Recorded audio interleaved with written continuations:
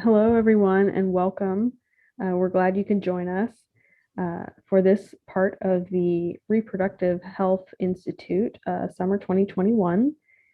Today, we are joined by a very special guest who's here to talk to us a little bit about some legislative happenings in Texas.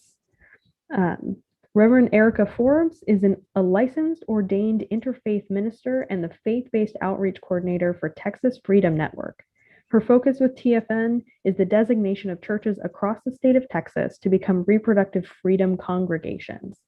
She was the founder and chief visionary officer of the Awakening Spiritual Community, an emerging all-inclusive, all-loving spiritual community located in San Antonio, Texas. Reverend Erica received her license and ordination as an interfaith minister from One Spirit Interfaith Seminary in New York City. She has a master's in world religions and a BA in education. As a Black, progressive LGBTQI woman who has personally chosen to have 2 abortions, she speaks publicly about the choice, the process, and her faith walk. Without further ado, joining us today from the Texas State House, Reverend Erica Forbes. Hi, everyone. It's great. It's great to be here. I have to tell you, there's lots going on in the state of Texas, and so I'm grateful to be able to have your event at a time I could join you. I wasn't sure, should someone ask the questions of me, or what would you like me to just launch into the kind of questions that you guys have sent to me? Sure. I think to start us off, for those of us who maybe aren't as familiar with exactly what's going on in Texas, can you fill us in a little bit? Tell us, what does this new law do and how is it going to impact abortion access in Texas? Sure. So Texas has a long history of being a pro-life state. And as a pro-life state, they typically, the culture, and I want to talk about it in the forum first of context of culture, because culture drives politics. And that's how we ended up here. But Texas has a long history of having a pro-life culture. Some may call it a red state, some may call it a less than progressive state, whatever you want to call it, doesn't really matter as much as the fact that it is actually a very pro-life state.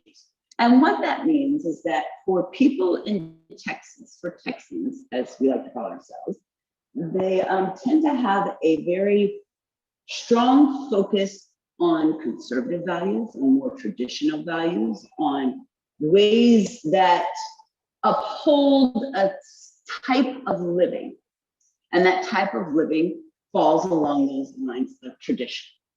And that's no judgment. It just happens to be how the Texas culture is set up. So as a result of that, there are plenty of organizations here in Texas that are part of preserving, creating, and maintaining a conservative pro-life culture.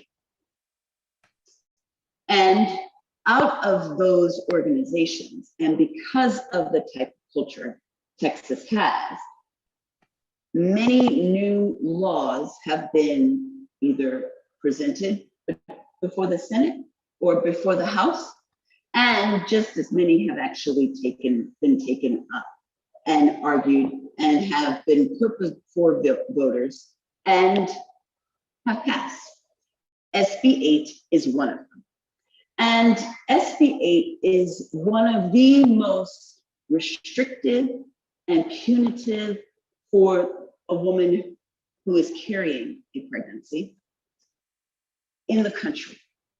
Texas also happens to be one of the biggest states in the country. And so that means whatever Texas does, it sort of has a spotlight on it.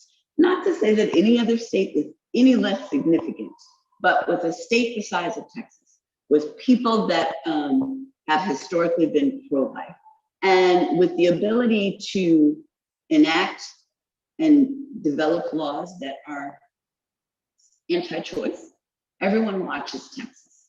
So SB 8 has become the law that everyone is watching.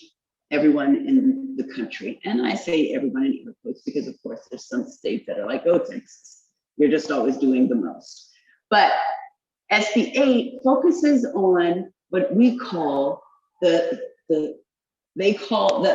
pro-life people call it the heartbeat bill. We call it not that. We actually refer to it, those of us that are opposed to the law, we actually call it the 6-week ban. And why we call it that is because what it does is limits abortions to before or not 1 hour after a woman is 6 weeks pregnant. Now, as you all know, many women do not even know they are pregnant because of how a menstrual cycle flows until after 6 weeks. In effect, what this law does is stop a woman's right to choose because she will not know until after the 6th week that she's pregnant. Of course, there are many exceptions, but not a lot. Also, the other piece of this particular law is that it has built into it the ability for anyone in the state or outside the state to sue anyone who has aided or abetted, and I'll explain what that means, a woman having an abortion. And that's where I come in. As a clergy, I spend a lot of time counseling women prior to, in terms of making a decision, or just after making the decision to terminate a pregnancy. And so I, in effect, would be considered a criminal. And I also can be sued by anyone who sees fit, who sees that and believes that I should not be supporting women in their discovery of what the best choice is for them. This law is very unusual in that way. Early in a woman's pregnancy cycle, she will not be allowed to have an abortion, and anyone can sue anyone helping her have an abortion. That would mean the Uber driver or Lyft, or the coffee company that provides coffee at the abortion clinic, the clergy who in any way drives her, anyone that lets her sleep at their house, they can be brought up on civil charges and sued by anyone in or outside the state. It is extreme, and it almost seems somewhat ludicrous. But to some who are pro-life, from their framework, it is appropriate consequences for supporting a woman who is having an abortion after the 6-week time. This is a very difficult and tough law. And so what this will do, in effect, is close down all of the abortion clinics in the state of Texas, because abortion clinics do abortions at the 6-week and over mark. And if a woman does not know she's pregnant, the only thing that abortion clinic can do is let her know she is pregnant and when she's pregnant. And if she is at the 6 weeks, they cannot do anything. So all of the abortion clinics will close as a result of that. And now we have in the books today, we are debating a law around the abortion medication, which many women get at a clinic or at their sent to them, and they are restricting the rights to that as well. Today they're debating it. So it is a very tough time for us. And a very busy week in Texas. And a very busy week in Texas. So that's what the new law will do, and that's how it will impact abortion access. As you know, the way a cycle works, you will not know often until the 6th mark. Sure. And this is just to highlight that again for our folks who are listening in. This new law, it doesn't require you to actually be involved in any way to be able to sue somebody. So that is correct. Has nothing to do with the woman, the provider, or anybody who helped her access abortion can just decide to sue someone. That is exactly correct. So that's pretty extreme, and that doesn't really exist for any of our other laws. Usually, Right. you have to be injured in some way to file that kind of lawsuit. You have to be the injured party or at least involved in the situation. Yes, and someone made a statement that it looked like there was in the chat that the kinds of resources behind creating those laws is scary. And it is scary, but it isn't when you understand the culture of Texas. So, because as I said, that's why I started with that specifically. Because if you have a culture that is pro-life, if you have a culture that tends to lean towards traditional values and a more conservative approach to a woman's life, not just, all around, then it makes sense that you would have organizations and people who put forth resources to support their point of view. I am not trying to rationalize what is happening as someone who's on the forefront of being against it, but I do understand it. I do understand that for many people, they believe that their beliefs are the right beliefs. That is a fundamental difference in pro-life and perhaps pro-choice, which is that we don't believe it's anyone else's right to tell us what to believe, what to think, or what to do with our bodies. So those are a fundamental difference there. Gotcha. It looks like there was, yeah, we do have another question in the chat. I can read that out for you. Thank you. It says, even people who don't live in Texas would be allowed to sue providers? Yes, that is correct. Even people that don't live in the state of Texas. And that was created because theoretically, people who don't live in the state of Texas may be family members of the person who has chosen to end a pregnancy. They may not live in the state of Texas, but according to tradition and from a cultural perspective and from a family system, they believe they have a stake in what has happened, and they may live in New Mexico. Understood. Right. And I think one of the things that affects our audience specifically as medical students is that this would allow anybody in or out of the state of Texas to sue those abortion providers as well. Yes. Or even, I'm thinking back to the day that I spent at Planned Parenthood on my OBGYN rotation at a facility that performs abortions. I was present. I didn't do any part of the procedure, but if I held a woman's hand that day, if I had been in Texas and this law had been in effect, I would be liable.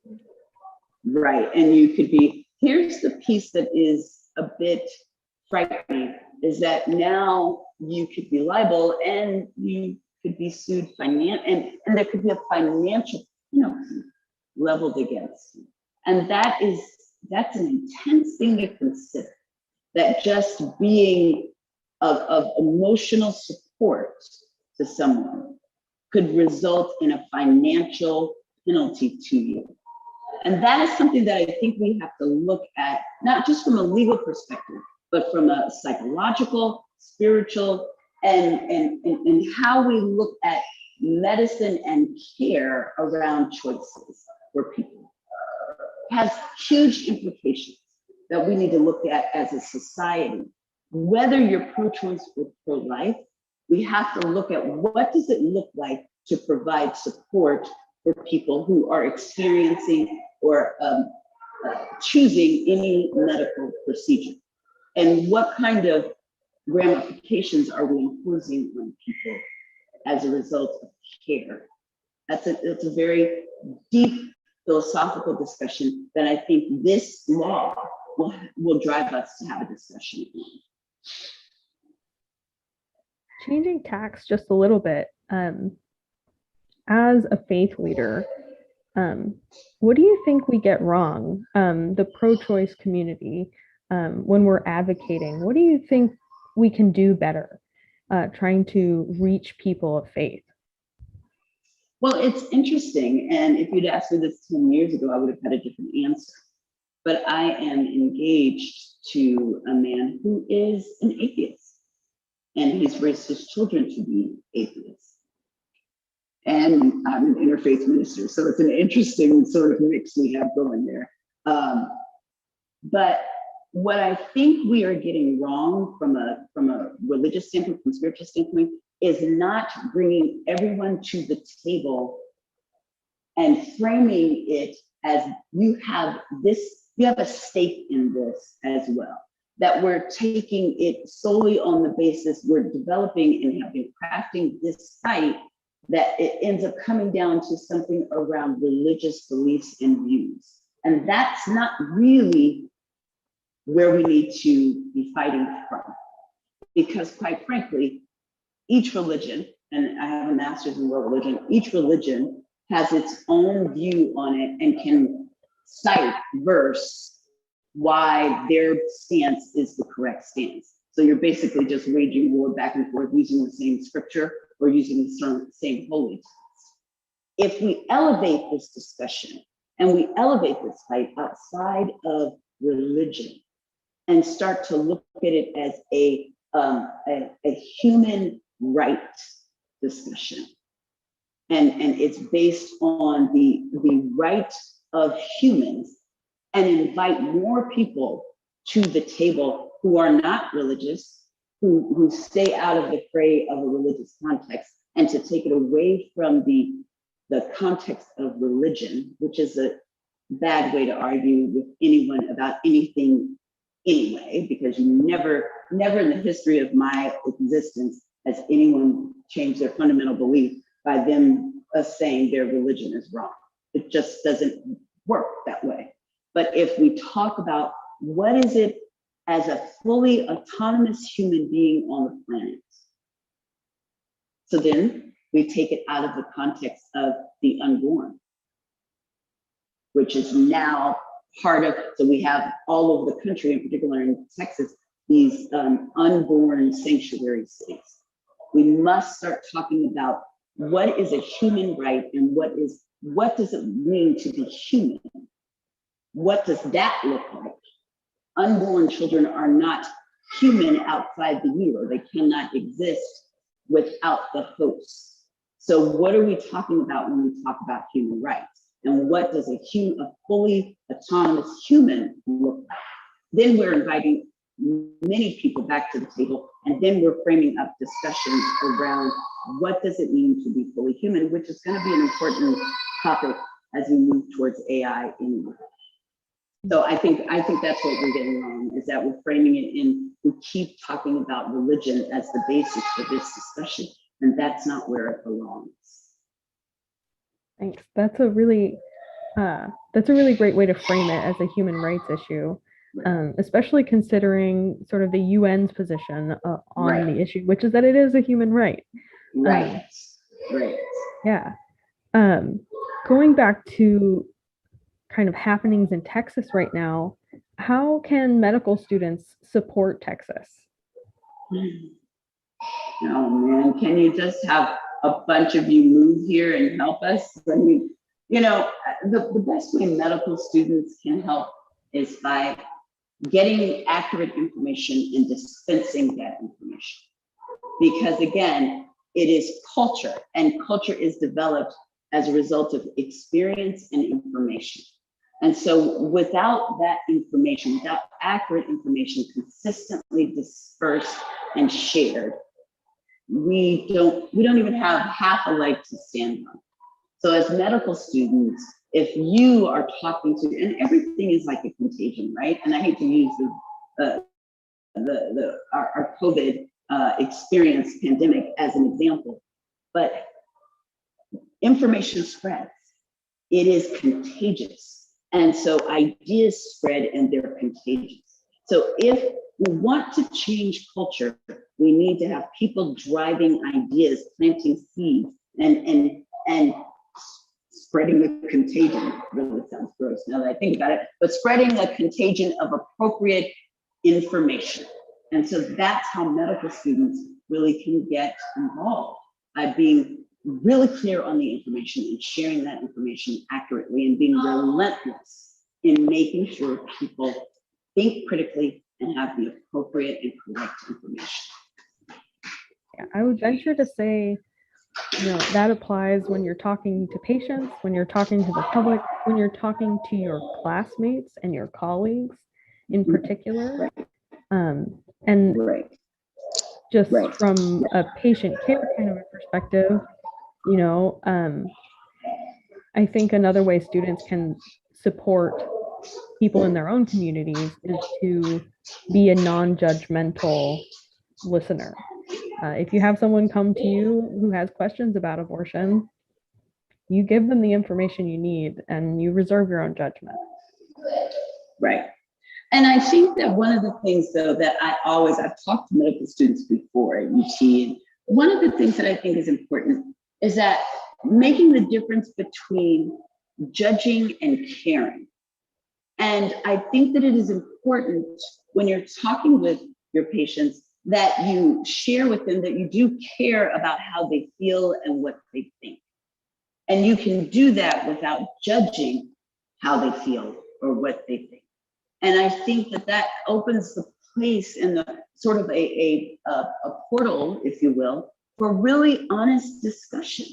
Because as a practitioner, I mean, for you or for me, we can be compassionate and caring and do the deep listening that invites dialogue and discussion with our patients, with our friends, and with others that may not agree with us. But it is the quality of care and attention to what is being said that changes hearts and minds or invites honest and brave and courageous conversation.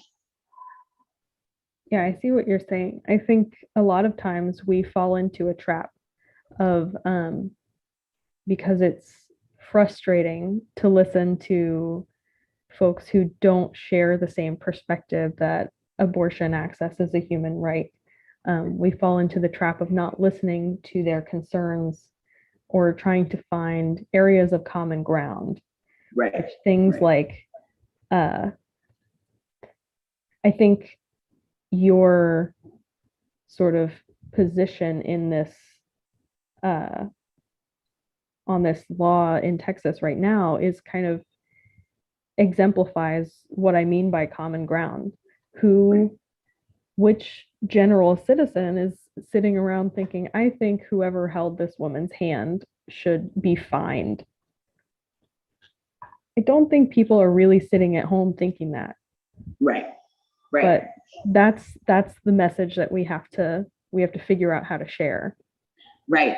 And I tell you, no matter what someone's religion, and I've had hundreds of conversations with people from different religions and from opposing views, when they feel heard and cared about, now that's when things shift.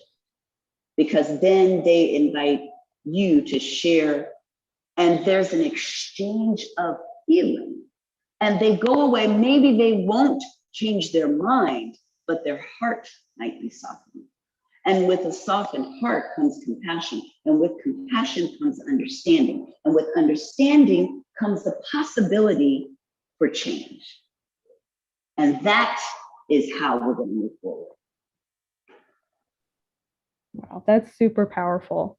That sort of just thinking about how something as simple as listening, understanding, and validating someone's stance. I can see why you think that. I can understand why you believe that. Right. How impactful a statement like that can be. Right. And that's what I'm talking about. That's how, and again, it is not about hardening your heart. It's keeping your mind and brain clear, but softening the heart. And then being able to think critically about what someone is saying, but still feel compassion for why they say what they say. And I think that takes the threat out of conversation. And that's what we want to do. We're going to have to take the threat out of conversation because no one's listening and no one's talking now. And that is what is divisive. And so, whether we change, and this is a long game, this is not going to be a sprint tomorrow or 2 years from now or 5 years from now. It's not going to change. The reality is each of us now, all of you medical students and myself, we are already benefiting from all the laws and all the work people have already done. The work we're doing now is for our children's children. And so we have to understand that this fight that we're doing, this understanding, this shift in perception and this exchange and dialogue is not for us. It is for our children's children. And so we have to think about the fact that this is a long game. This is about being able to craft and create a new way of being for others, not for ourselves, because we're already benefiting from it, really. So I think it's important for students to think about it in those terms. Sure. All right. We might have time for a question or two if anyone wants to put one in the chat. Yeah. Is there anything else? I was going to say, I actually think these kinds of forums are really powerful, and they make a huge difference in what happens. Mm-hmm. Is there anything else that you would want medical students to know about this situation or about abortion access? I think I want medical students to understand that there will be, in the context of history, we may at times swing towards more progressive or more towards restrictive politics and policies, but we can't swing widely between how we care about each other and our humanity. So important to keep empathy central, no matter what the circumstances may be. No matter what I'm not saying what I'm saying is not easy, but it is critical. Yeah, I think that's a lot of things that are not easy but important are things that we could all stand to keep working on. All right. We didn't get any new questions in the chat, and we are almost at 12:30. If there's anything you want to finish. No, I actually think that I'm getting ready to go testify in front of the Senate. So I actually think you guys are doing amazing, just even hosting these kinds of things. And I really appreciate being asked to be a part of it. Yeah, we appreciate having you, and good luck with your testimony. Thank you. We look forward to seeing what else you and Texas Freedom Network get up to, and we'll be supporting you from near and far. Fantastic. Thanks, you all. Thank you. Bye-bye.